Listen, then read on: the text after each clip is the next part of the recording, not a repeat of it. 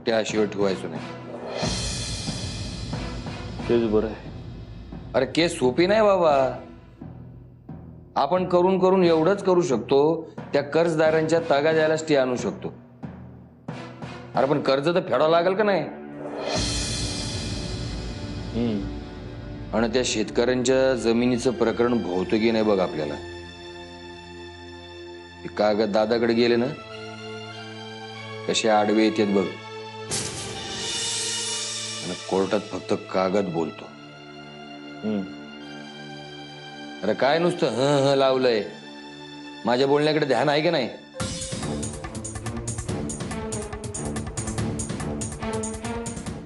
मल्हार, मी जर आता दुसरं लग्न केलं तर मला शिक्षा होईल का रे?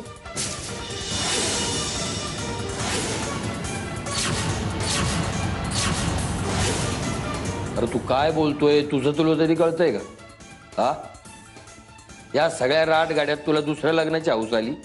मस्करी मस्करी केली. गंमत.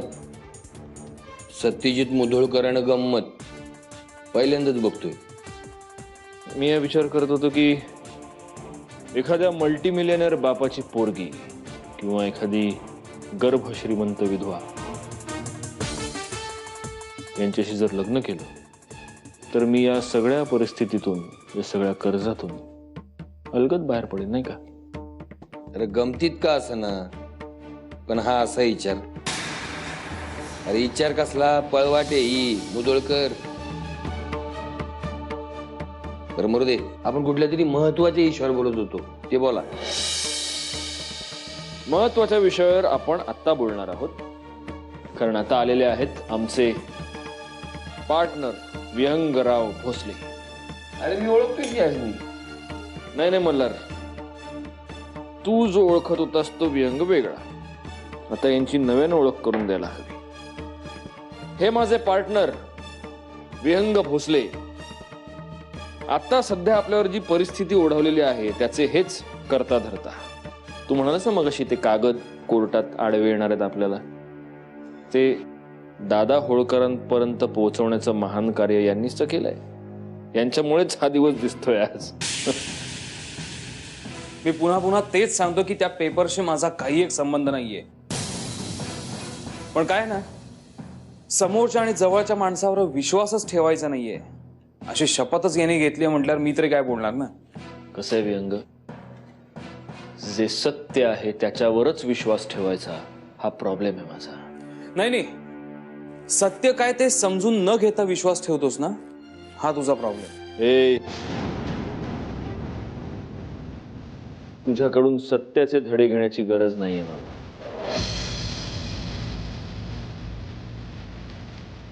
फक्त जे पैसे तू कंपनीतून उचललेस ते परत कधी करणार आहेस तेवढंच सांग. 10 लाख रुपयांचा चेक मी कालच देऊन गेलोय.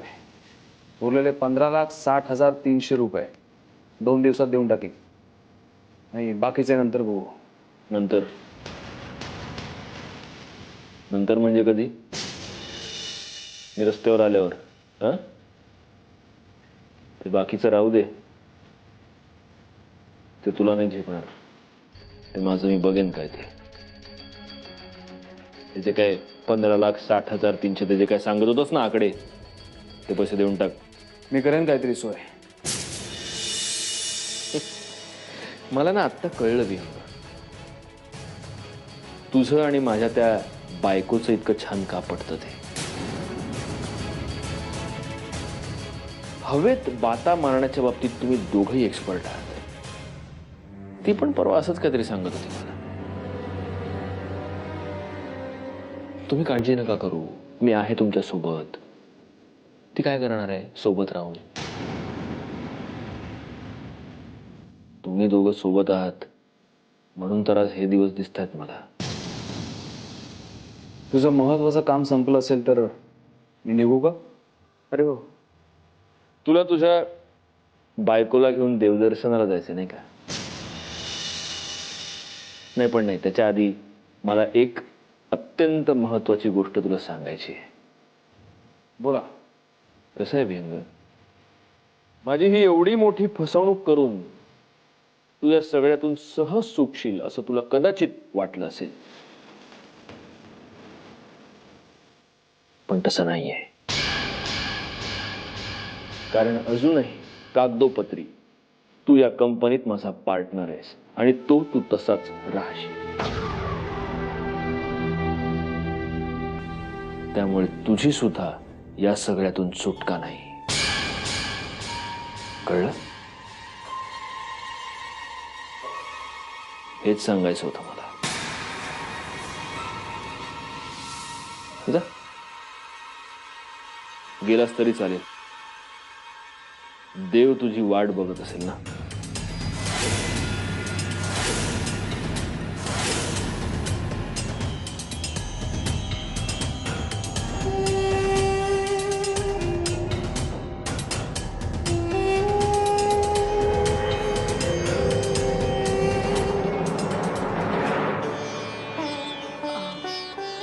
आई आई मला बाहेर जायचं होतं.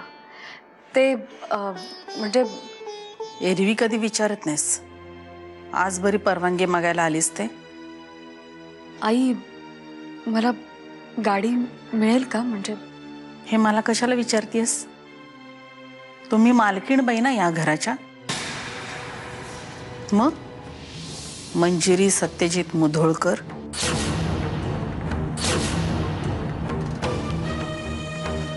आई प्लीज, निदान आता तरी हा मुद्दा सोडा. कसा काय सोडणार? कदाचित यापुढे कायमचा डोक्यावर बसणार आहे तो. सत्यजित काय तुला सोडायला तयार नाही. तू हे घर आणि हा ऐशो आराम सोडायला तयार नाहीस. मग काय करणार? तुम्ही मालकीण बाई ना, नुसत्या बघत बसणार तुम्ही बसून. तुम्ही असं कितीही म्हणालात ना तरी तुम्हाला माहितीये माझ्या मनात असं काहीच नाही. तशी तू मनातून वाट बघतच असणार आहेस. एकदाची आमची सहनशक्ती संपली, श्वास संपले, मग तुझ्या मनाला शांती मिळणार. आई अहो असं का बोलताय तुम्ही? तुझ्या मनातलंच बोलले ना, वेगळं काही बोलली का? माझ्या मनात असं काहीच नाहीये. तुम्ही उगाच गैरसमज करून घेताय. तुझं काम झालंय ना, आता मला माझं काम करते. आई प्लीज, हे बघा, तुम्हाला जसं वाटतंय ना तसं काहीच नाहीये. मी मंजिरी प्लीज, जास्त बोलू नको माझ्या समोर. जा आता.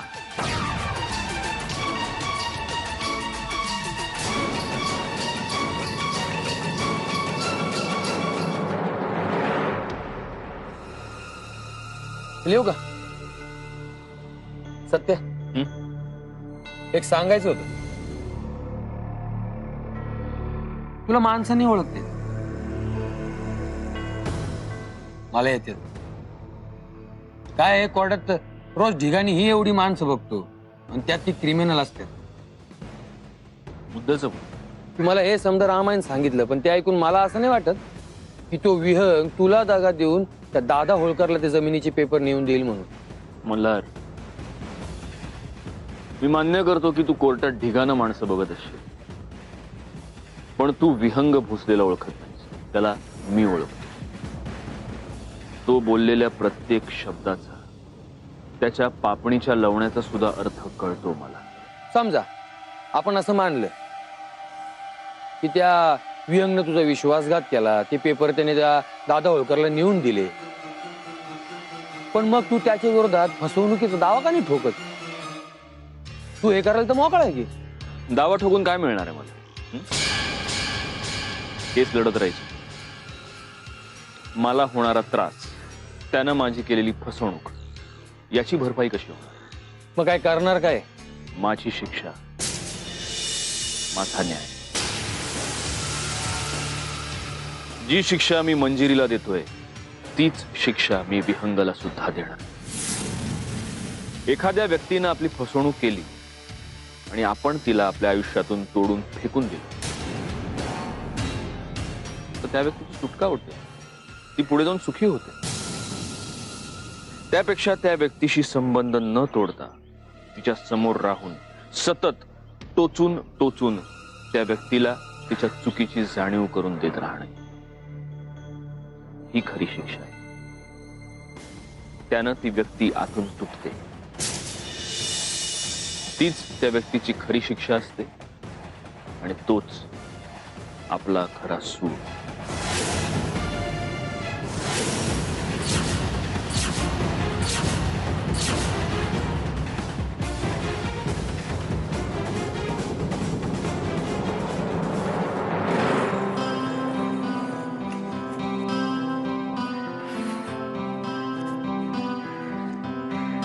अरे हे ड्रायव्हर दादा कुठे गेले?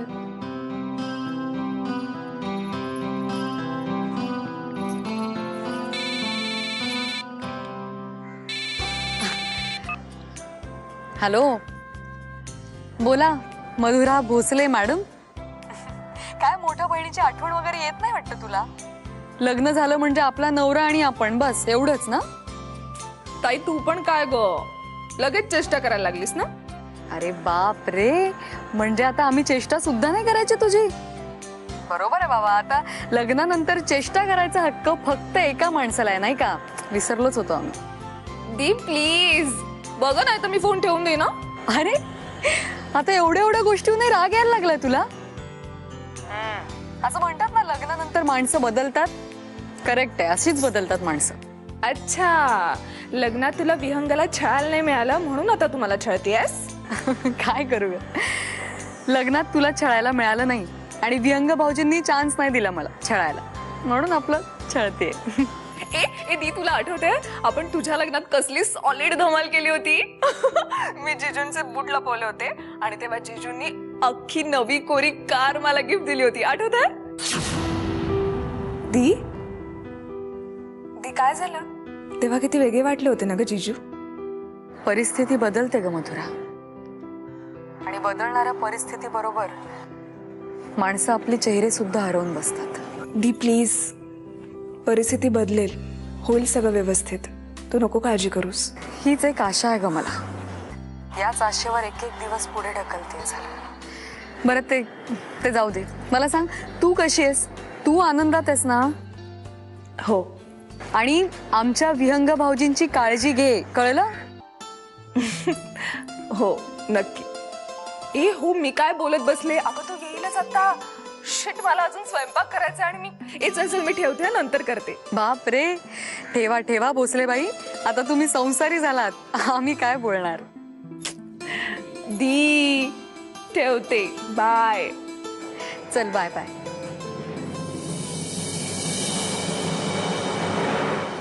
वहिनी, अगं गणपती तोंडावर आलाय, अजून काय बी खरेदी केली नाही आपण.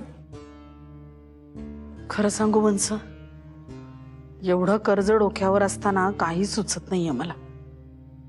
शेवटी त्या गजाननाला चिंता आपली. काय आते, काय गप्पा रंगल्या ती? आम्हा बायकांच्या गप्पा, त्यात काय मोठं? आणि सत्यजित, ऑफिसमध्ये काय चाललंय?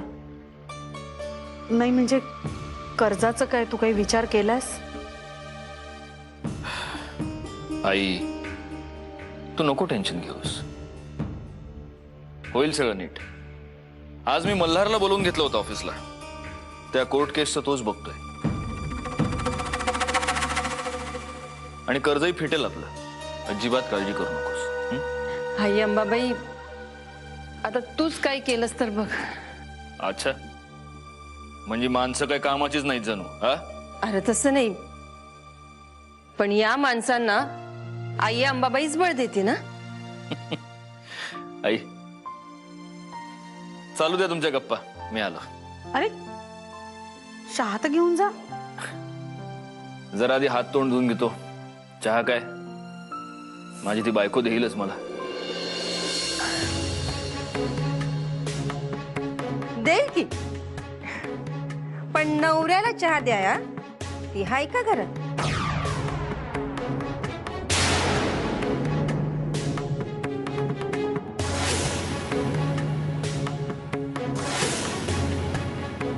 म्हणजे मंजिरी घरात नाहीये? नाहीये. कुठे गेली? कुठे गेलीये मला माहित नाही. फक्त बाहेर जाते एवढंच म्हणाली. पण म्हणून आई तू तिला असंच जाऊ दिलंस, काहीच न विचारता? सत्यजित, कुठे जातीयस असं मी तिला विचारलं नाही आणि तिनेही मला काही सांगितलं नाही. तुला माहितीये मला तिचा चेहरा बघायला अजिबात आवडत नाही. पण हे असं मी नाही ना म्हणू शकत आई.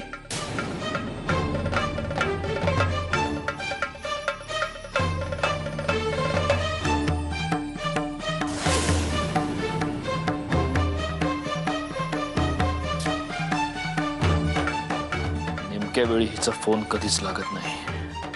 आलो मी. अरे सत्यजित, तू आल्या आल्या कुठे निघालास बाहेर परत? येतो.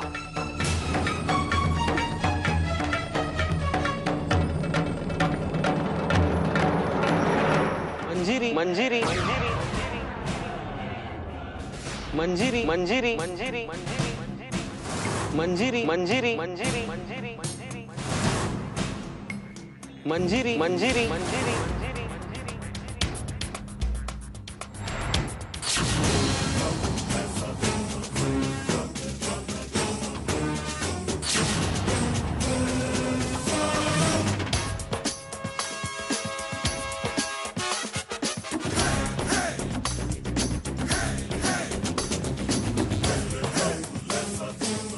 मंजिरी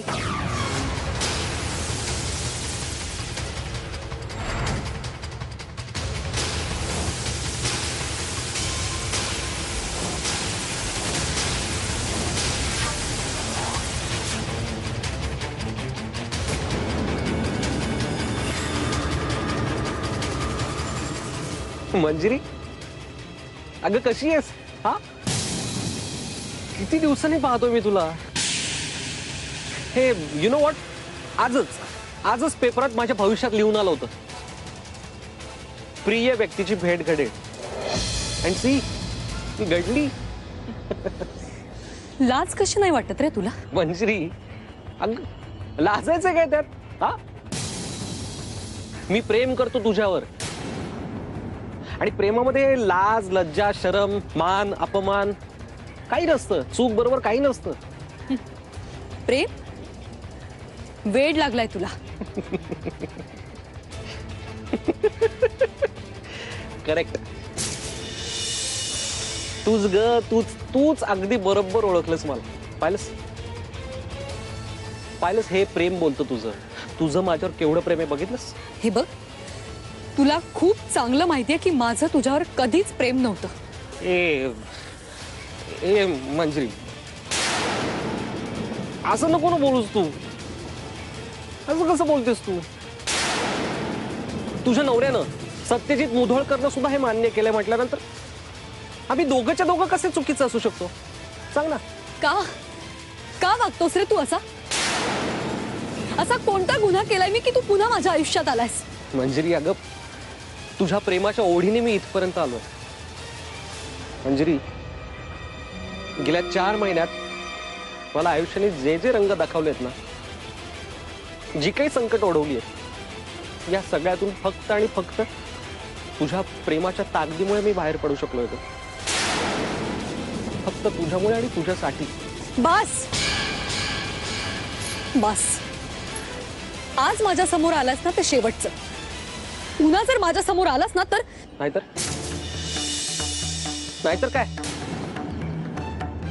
नाहीतर काय मंजिरी? हा, सांग ना. तू काही करू शकणार नाहीयेस. तू काही करू शकत नाहीस माझ्यावरच्या प्रेमापोटी. तू काही करू शकणार नाहीस. मंजिरी, तुला आठवतंय एकदा तूच मला म्हणाली होतीस की आपण या जगापासून लांब, जमिनीपासून चंद्रापर्यंत एक शिडी लावू आणि अशा ठिकाणी फक्त आणि फक्त आपण दोघंच जाऊ. ती वाक्य नाटकातली होती. हो, पण खरी होती. आणि किती मनापासून बोलली होतीस तू मंजिरी. आठवते तुला? ती वाक्य खरी, तू लिहिलेलं पत्र खरं, तो फोटो खरा. नाटक वगैरे सगळं खोटं होतं ग. बस बंद कर नाहीतर पुन्हा एकदा थोबाड फोडून ठेवीन मी तुझं.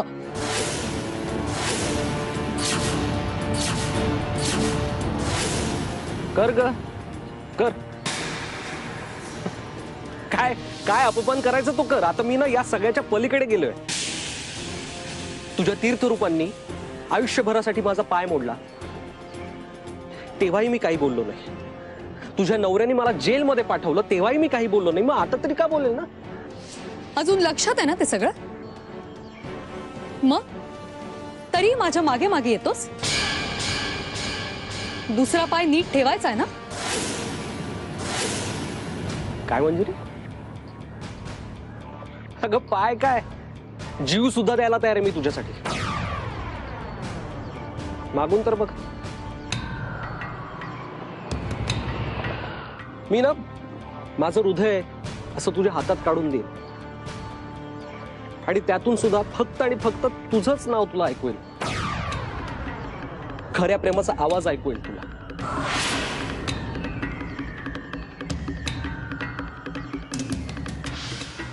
मंजिरी, ए मंजिरी मंजिरी मंजिरी, अगं माझ्यापासून लांब राहणं कसं कसं सहन करतेस तू? हा, आणि का सहन करतेस? हे बघ, एकदा का तू स्वतःशीच कबूल केलंस ना की तुझं माझ्यावर प्रेम आहे, की मग मग सगळे प्रॉब्लेम्स दूर होतील. फक्त एकदा माझ्या डोळ्यात डोळे घालून बघ आणि मला सांग